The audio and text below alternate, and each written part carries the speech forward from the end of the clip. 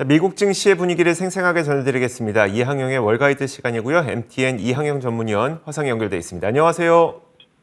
네, 안녕하세요. 이항영입니다. 장 시작 전부터 지수 선물 시장부터 하락하기 시작하더니 결국은 꽤 큰 폭의 하락을 기록하면서 미국 증시 마감됐거든요. 미국 증시 한번 설명해 주시겠어요? 근데 모든 것이 별로 좋지 않았죠. 그 실적 시즌 들어서면서 지난주에 JP모건의 실적이 어떤 실적 발표 이외에 어떤 주가가 좀 빠지는 모습이었는데요. 오늘 골드만삭스도 그랬고 찰스 수업도 마찬가지였습니다. 그러다 보니 이번 실적 시즌에 대해서 그렇지 않아도 걱정의 목소리가 있다라고 말씀드렸고요. 어느 쇼크 이런 것들이 제법 많이 나올 수 있다라고 얘기했습니다. 그나마 금융업종은 그나마 선방할 것으로 기대됐는데 좋지 않단 말이죠. 그래서 여하튼 골드만삭스나 그리고 은행주 이런 것들이 계속 이어지는 하락. 거기다가 결정적으로 보면 최근에 일정의 추세, 이번 올해 들어서 하락을 가져온 가장 결정적인 요인 두 가지가 오늘도 역시 시장이 부담됐습니다. 금리의 가파른 상승세 그리고 유가의 가파른 상승세 이 두 개가 결국 금융주의 실적과 어우러지면서 주가가 큰 폭으로 하락했습니다. 나스닥은 2.6% 가까이 떨어졌고요. S&P 500과 다스닥도 거의 2%, 1.5에서 2% 수준으로 떨어졌으니까요. 나스닥 같은 경우 3개월 만에 최저 수준까지 떨어졌습니다. 그나마 에너지 섹터만 올랐고요. 10개 섹터 모두 떨어졌네요. 기술주나 금융주 그리고 이미 소비재 등이 제법 많이 떨어진 하루가 되겠습니다. 구체적으로 보면 골드만삭스부터 보겠는데 6.9%가 떨어졌습니다. 주당 이익이 7.76달러가 예상됐었는데 10.8달러밖에 안 나와서 어닝 쇼크 수준은까지는 아니지만 그래도 9% 이상의 예상 대비 미스하는 부분이 났습니다. 매출은 조금 선방했지만 큰 의미는 없었고요. 역시 JP모건도 앞으로의 경고를 얘기했는데 결국은 비용이죠.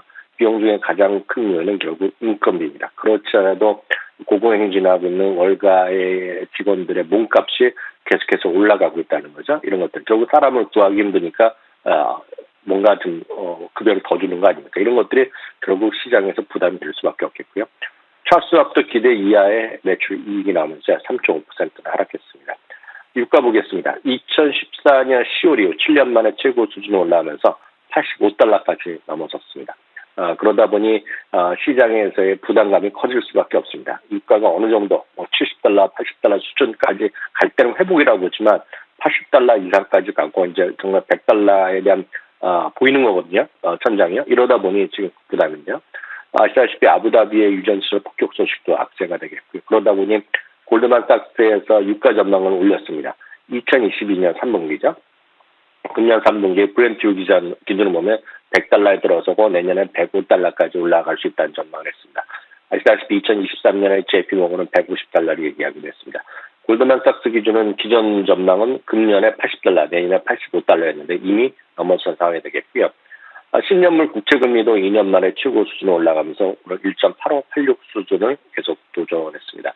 2년짜리 금리도 지금 대부분의 미국에서는 단기 금리에서는 기준이 되는 건데요. 단기 벤치마크 할 텐데요.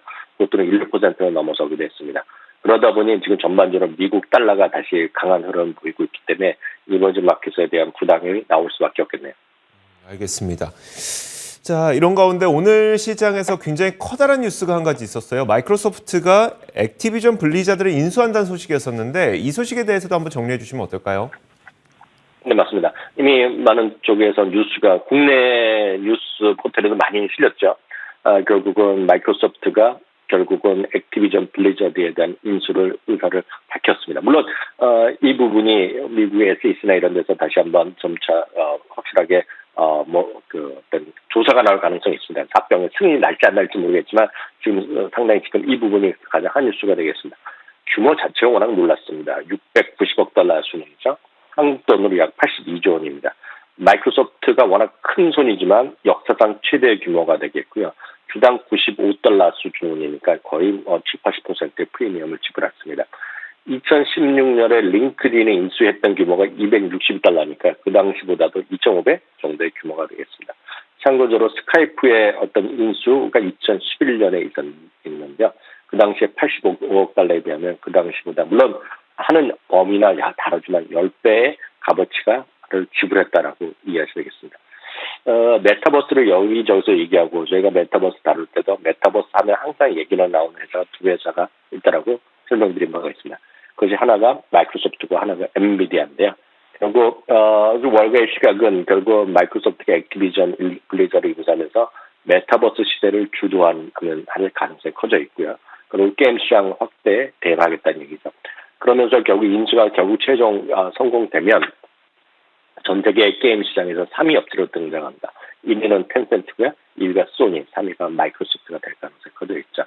바비 코틱이라는 분이 워낙 이슈를 많이 몰고 다녔죠. 2, 3년 전부터 소위 성 희롱인가요? 섹슈얼 허레스먼트로 이제 이슈가 워낙 많았었는데 이번에도 발표만 보면 이분이 계속해서 CEO 자리에 있고 결국 마이크로소프트에 보고하는 걸로 됐는데 그 이후에는 보도를 따르면 결국은 합의 사항에 따라서 인수가 최종 마무리되면 결국 CEO에서 물러나지 않겠냐는 시각이 지배적입니다. 어떤 마이크로소프트 직원, 그 액티비전 블리자드의 직원과 주주분들이 상당히 오늘 퀴즈를 부른 하루가라고 저는 이해를 하고 있고요. 상대적으로 마이크로소프트는 한 2.4% 떨어졌고요. 결국 액티비전 블리자드는 20%가 올라왔습니다. 여타 게임즈들도 좀 들썩거렸는데요. 그나마 고점 대비 많이 좀 되돌아오는 모습이었습니다. 일렉트로닉 아트가 2.6% 올라갔고요. 테이크투도 0.9%가 오늘 오른 채 마감됐습니다. 자, 이 외에 주요 종목들의 움직임도 한번 보여주시면 좋을 것 같은데 왜냐하면 이 주요 종목들이 사실 특별한 악재라기보다는 그냥 시장 전반적인 분위기 안 좋으면서 같이 하락한 경향도 있는 것 같더라고요. 어떻게 보세요? 네, 맞습니다. 주요 종목이 전부 다 연초 대비 하락을 했습니다. 애플도 마찬가지입니다. 애플도 오늘 2% 가까이 오늘 떨어졌고요. 반면에 지금 도이치방크도 오늘 목표 주가 상승 대열에 합류했습니다. 지난주부터 하면 지난주 JP모건부터 하면 거의 7, 8군데 주요 아이브들이 목표 주가를 줄 상향하고 있고요. 어찌됐건 아이폰 13의 어떤 놀라운 성과 그리고 AR, VR 시장에 대응 그리고 앞으로 2025년에 결국은 애플카가 나올 것이라는 벌써 한 달 전에 나왔던 블룸버그 발 기사 이런 거에 대한 것들이 모두 좀 녹아져 있다라고 보셔야 되겠습니다. 어찌됐건 그럼에도 불구하고 애플 주가는 1.5% 떨어졌고요. 알파벳도 마찬가지입니다. 2.5% 떨어졌습니다. 다음은 아마존도 한 2% 떨어지면서 작년 중반 이후 거의 최저 수준까지 떨어져 있습니다. 사실 아마존은 월가에서 올해의 주식으로 많이들 공통적으로 얘기하고 있지만 시장에서는 아직까지는 큰 반향을 일으키지 못하고 있고요. 테슬라도 하나 2% 정도 떨어져 있습니다. 그럼에도 불구하고 크레딧 스위스에서는 830달러로 1025달러로 올려놨지만 말씀드렸던 대로 주가는 큰 재미를 보지 못했던 결국 오늘 하루는 대부분의 주식들이 전부 다 하락한 날이라고 이해하시면 되겠네요. 오늘뿐만 아니라 사실 올해 들어서 많은 분들이 좀 힘들어하고 계시는 것 같거든요. 뭐 국내 증시뿐만 아니라 미국 증시 투자하시는 분들까지 다 같이 좀 힘들어하고 계시는 것 같은데 사실 이런 가운데서도 상승한 섹터 그리고 굉장히 많이 오른 섹터가 또 있더라고요. 네. 금년 들어 주가 상승한 섹터는 불과 3개입니다. 물론 제일 많이 올라간 건 에너지가 많이 올라갔고요. 오늘 상승 폭이 좀 줄어들긴 했지만 금융주가 좀 올라갔습니다. 이 두 가지는 워낙 자주 말씀드렸는데 오늘은 그 세 번째 거의 보합해서 오늘까지 하면 약보합 정도 들어갔을 텐데요. 산업재에 대해서 잠깐 말씀드리겠습니다. 여튼 이 세 가지 섹터는 어제도 소개해드렸지만 많은 IB들에서 그나마 이쪽 세 개가 대표적인 경기 민감지이고 가치주들이 많이 몰려있단 말이죠. 그러니까 이런 거에 대한 관심이 필요하다는 얘기를 많이 하고 있습니다. 산업재라는 건 어떤 거냐면요. 철도, 운송, 방위산업, 항공업종들이 들어갑니다. 그 기계, 설비, 농기계, 하여튼 이런 것들이 전반적으로 망난 섹터가 바로 흔히 얘기해서 산업재입니다. 그럼 여기서 주의하실 것이 우리나라에서는 해당 사항이 없는 철도업체가 들어가 있겠고요. UPS나 이런 것들이 있지 않습니까? 배달하는 그런 쪽이 들어가는 것이 산업재라고 그냥 상식적인 걸 이해하시면 되겠고요. 특히 산업재는 대표적인 경기 민감 섹터입니다. 소비자가 직접 사는 게 아니잖아요, 대부분이. 그러니까 소비자가 간접적으로 이용하거나 어떤 회사에서 설비 투자할 때 들어가는 것들이기 때문에 대표적인 산업재에 있는 것들은 경기 민감이라고 보셔야 되겠고요. 그 산업재 섹터에서 가장 비중이 큰 거는 한때는 이게 당연히 거의 2019년까지는 보잉이 압도적인 1위였는데 보잉의 주가가 반토막 나가면서 이제는 많은 분들이 의아하시겠지만 유니언 퍼시픽이라고 이제 미국에서 철도 회사를 2위 회사로 알고 있는데요. 철도 회사가 이제 제일 비중이 큰 거가 되겠고요. 그다음에 이제 UPS죠. 배송하는 업체가 되겠습니다. 허니웰 등등이 있는데요. 산업재는 최근 5년, 1년 모두 지수 대비 저조한 성과를 올려놨습니다. 그래서 최근 5년 동안 지수가 100% 올라간 데에 반해서 이거는 70%까지 올라가지 못했고요. 최근 1년만 보더라도 S&P 500이 23% 올라갈 때 19% 올라가지 못했습니다. 즉 지수 대비 지금 상당히 저조했던 것인데 이제 경기가 진짜 좋아지면 올라갈 수 있다는 그런 관점입니다.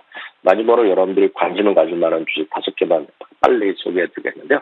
농기계입니다. 농기업체 디오 같은 경우에죠. 오늘도 이런 것들이 또 강한 흐름을 보여주고 있습니다. 우주 산업뿐만 아니라 방위 산업, 항공 산업에 조금씩 들어가는 것들이죠. 레이션 테크놀로지가 대표적인 회사가 있는데요. 이것도 역시 여러분들이 주목할 만한 기업이 되겠고요. 세 번째는 보잉입니다. 보잉 당연히 이제 적자고 내년 정도 돼야지 흑자 전환 가능성. 아직까지 이제 배당을 줄 여력이 지금 없고 배당도 아마 내년, 후년 돼야지 가능성이 있겠는데요. 보잉에 대한 관심도 필요해 보겠고요. 캐터필러는 워낙 잘 아시는 회사니까 넘어가겠고요. 마지막으로 이제 저희가 작년에는 뺐지만 2020년도, 2021년에 투자 유망 종목으로 제시했던 유나이트 렌털인데요. 최근 이제 주가가 작년 고점 대비 15% 정도 조정받고 있는 시점에서 가격적인 매력이 다시 부각되고 있다는 측면에서 유나이티드 렌털까지 5종목을 관심 종목으로 소개해드렸습니다. 알겠습니다. 자, 그러면 오늘은 여기까지 듣도록 하겠습니다. 지금까지 지난 밤 사이에 있었던 미국 증시의 일들을 생생하게 전해드렸습니다. MTN 이항영 전문위원이었습니다. 고맙습니다. 네, 감사합니다.